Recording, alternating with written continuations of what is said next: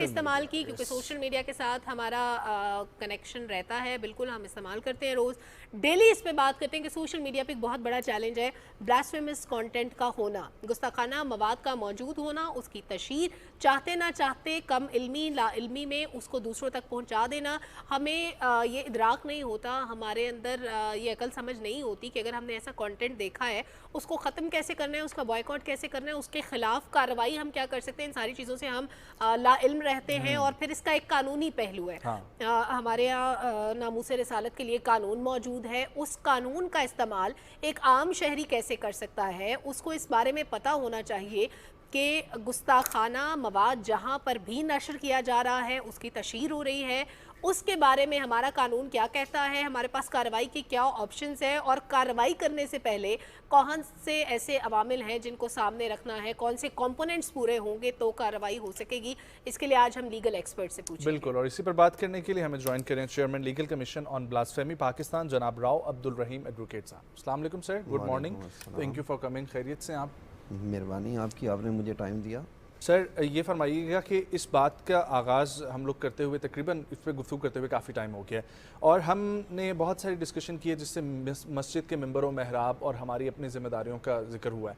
لیکن قانونی پہلو کیا موجود ہے ہمارے پاس؟ 295A-B-C کلازز یا اس کے علاوہ بھی کچھ ہمارے پاس موجود ہیں، خاص طور پر سوشل میڈیا اسپیکٹس میں؟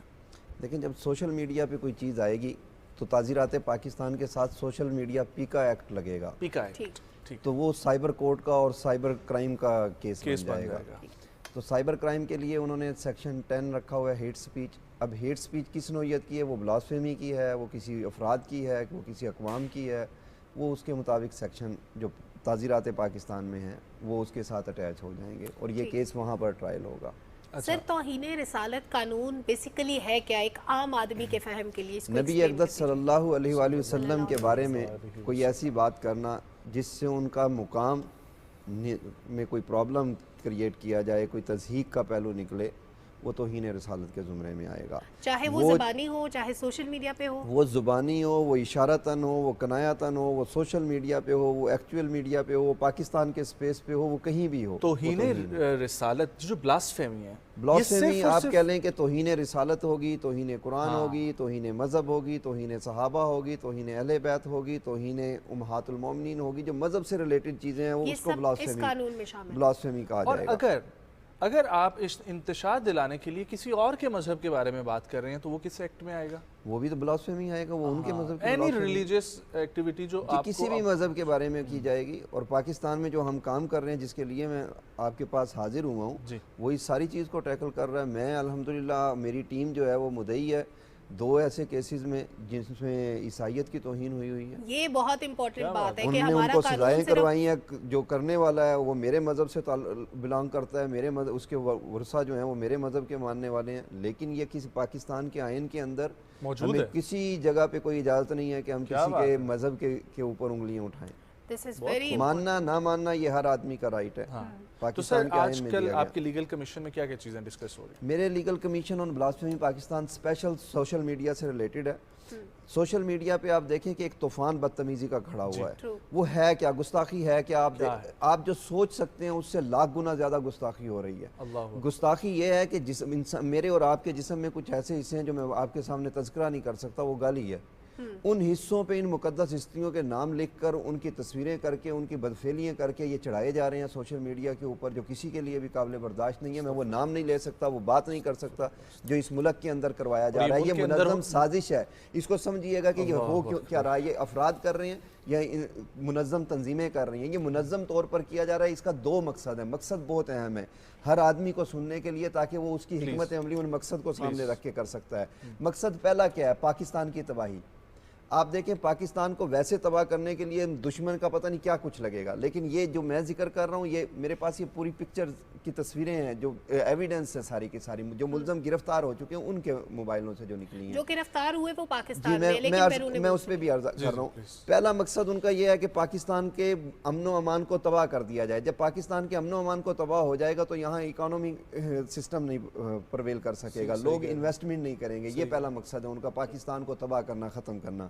دوسرا مقصد ان کا یہ ہے کہ مذہب اور مذہب کے ماننے والوں کے درمیان نفرت پیدا کر دی جائے تاکہ اگر ملک پر کوئی مشکل ٹائم آئے تو مذہب کے ماننے والے کھڑے نہ ہو سکیں، وہ موجود ہی نہ ہو وہاں پہ۔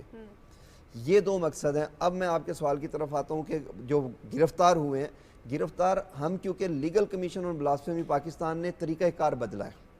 74 سالوں سے ہم نے اپنے بزرگوں سے بیٹھ کے، مذہبی حلقوں سے بیٹھ کے یہ بات کی ہے کہ جو پہلے طریقہ کار تھا وہ بالکل درست ہوگا، اس کے اپنے اثرات ہیں اور اس کی اپنی ضرورتیں ہیں، لیکن ہم ایک اور طریقہ کار سے آتے ہیں، ہم قانون کے ساتھ چلتے ہیں، ہم وطن کے اندر تخریب نہیں تعمیر کے لیے چلتے ہیں۔ جو تخریب کرنا چاہ رہے ہیں ان کے مقاصد کو تباہ کرتے ہیں، ان کے مقاصد کو روکتے ہیں، نہ کہ ملک کو تباہ کرتے ہیں۔ رزلٹ کیا ہوا قانون کے ساتھ چلنے کا؟ آج 155 بلاسفیمر جیلوں کی سلاخوں کے پیچھے ہیں۔ یہ 74 سالوں سے کہ کوئی اکٹھا کر لیا جائے تو اس سے زیادہ تعداد ہے۔ اور یہ کتنے عرصے میں گرفتار ہوئے سر؟ یہ 1.5 سال میں 1.5 سال میں 155 لوگ یہ پاکستان میں موجود تھے، یہ پاکستان میں موجود تھے، پاکستان کی سوشل سپیس پہ یہ بلاسفیمی کر رہے تھے جو میں نے آپ کو عرض کرنے کی کوشش کی ہے۔ ان یہ تانے بانے بنتے کہاں سے ہیں؟ جی میں اس پہ بھی آتا ہوں۔ 155 میں سے قانون کے ساتھ عمل کرنے کا بینیفٹ کیا ہوا؟ 12 فیصلے ہوئے، 12 ملزموں کو ڈیتھ سنٹینس ہوئی، 2 کے فیصلے ہائی کورٹ تک گئے، ہائی کورٹ نے ان کی ڈیتھ کنفرم کی۔ پاکستان میں 15 سائبر کرائم کے تھانے ہیں جو پورے ملک کو ڈیل کر رہے ہیں، ہر سائبر کرائم تھانے کے اندر ایک بلاسفیمی یونٹ قائم ہو چکا ہے۔ پاکستان کی پارلیمنٹ نے، قومی اسمبلی نے پہلی دفعہ، ان کے اندر بہت سے پولیٹیکل تفریق ہیں، لیکن اس کے باوجود اس ایشو کو سامنے رکھتے ہوئے انہوں نے متفقہ طور پر قرارداد پاس کی کہ سوشل سپیس سے یہ سارے مواد ختم کیا جائے پاکستان کے۔ پاکستان کے پارلیمنٹ کی قائمہ کمیٹی مذہبی امور کی، وہ اس چیز کو دیکھ رہی ہے، 4 عدالتیں اس چیز کو دیکھ رہی ہیں۔ عدالتوں میں ڈیلی بیسس پہ نہیں، کیونکہ برڈن بہت زیادہ ہے ان کے اوپر، تو وہ ویکلی بیسس پہ ان کیسز کو دیکھ رہے ہیں۔ سر ایک چیز فرما دیجیے گا کہ یہ جتنے 155 لوگ گرفتار ہوئے، کیا یہ ایجنڈا ڈریون کیمپین تھی یا یہ انڈیویجول کیپیسٹی میں یہ سب کر رہے تھے؟ دیکھیں انڈیویجول کیپیسٹی میں کوئی بھی کچھ نہیں کر رہا، یہ سب آرگنائزڈ ہیں، اور یہ آرگنائزڈ ہیں فحش مواد کے ساتھ، پورنوگرافی کے ساتھ۔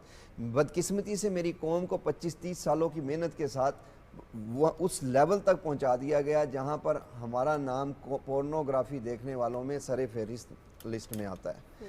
اس کے ساتھ انہوں نے آرٹیفیشل انٹیلیجنس کو کنیکٹ کیا اور ان کو سٹیپ وائز لے جاتے ہوئے یہاں تک لے جاتے ہیں کہ یہ بلاسفیمی تک کروا دیتے ہیں۔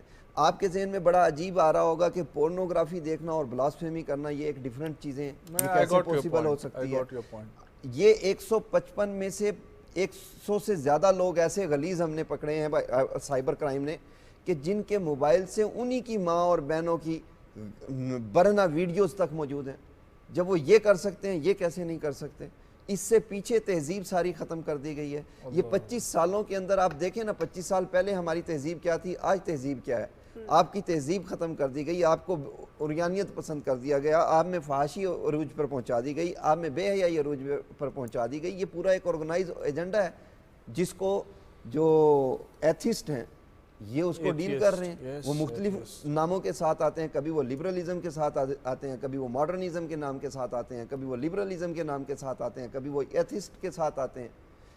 فری میسنز اس کے ساتھ کام کر رہے ہیں۔ اچھا، یہ آپ کا الومناٹی 666 کے ساتھ جوائنٹ ہوا ہے۔ پاکستان میں کچھ ایسے بلاسفیمر تھے جو قانون کے اداروں نے ان کو پکڑنے کی کوشش کی، وہ ملک سے باہر بیٹھ چلے گئے، جانے میں کامیاب ہو گئے، وہاں بیٹھ کے ان ساری چیزوں کو آرگنائز کر رہے ہیں۔ سر مطلب آپ لوگ اس پوائنٹ تک پہنچے ہیں باقاعدہ طور پر؟ جی الحمدللہ ہم نے ہر چیز کو ریسرچ کیا، ہم نے ہر چیز کو ریسرچ کیا، ہم نے اپنے اکابرین کو جا کر سمجھایا، ہم نے اپنے اکابرین سے بیٹھ کے ڈسکس کیا، وہ اس چیز پر ایگری ہوئے، اور آج یہ ایسا نہیں ہے کہ کسی مذہبی لیڈر کو ان باتوں کا علم نہیں ہے۔ ہم نے ہر مذہبی پارٹی میرے ساتھ رابطے میں، ہمارے لیگل کمیشن کے ساتھ رابطے میں ہے، ہم نے ان کو ساری چیزیں دکھا دی ہیں، لیکن کیا ری ایکشن آیا؟ یہی ہمیں کہا جاتا تھا نا کہ پاکستان کی قوم جو ہے یہ بڑی غیر مہذب ہے، ذمہ دار نہیں ہے، فلاں نہیں ہے۔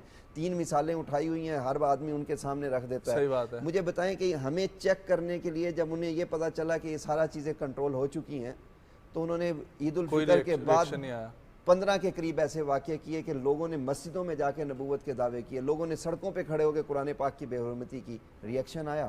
لوگوں نے انہی کو پکڑ کے پولیس کے قانون نافذ کرنے والوں کے ہاتھ میں دے دیے وہ لوگ، کیونکہ انہیں پتہ ہے کہ قانون کام کیونکہ انہیں پتہ ہے کہ اب قانون کام کر رہا ہے۔ تو آپ دیکھیں ان چیزوں کو بھی تو بڑھائے نا کیا میڈیا. بات ہے. یہ مثالیں بہت بھی اچھا تو لگا. سامنے رکھے جائیں نا کہ مسجد میں آ کے ایک نے نبوت کا دعویٰ کیا تو نمازیوں نے مارنے کی بجائے پولیس کو بلایا اور اس کو قانون کے حوالے کر دیا گیا. آپ کو صرف سیالکوٹ کا واقعہ ملتا ہے, سیالکوٹ کا واقعہ بالکل اس میں بہت سے ہیں, لیکن اس میں عوام کے ساتھ ساتھ لا انفورسمنٹ کا بھی تو پرابلم ہوگا نا. 3,500 کی فیکٹری کے اندر کوئی سیکیورٹی گارڈ بھی تو ہوگے, ان سے تو نہیں پوچھا گیا.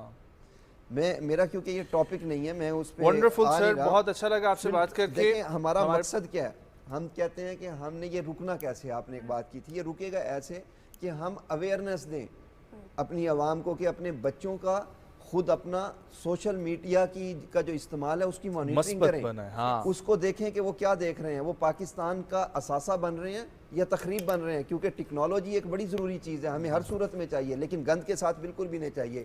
وہ کوئی ہیرے بھی اگر گند میں پڑے ہوں گے تو گند کو دھویا جائے گا, ہیرے صرف اٹھائے جائیں گے.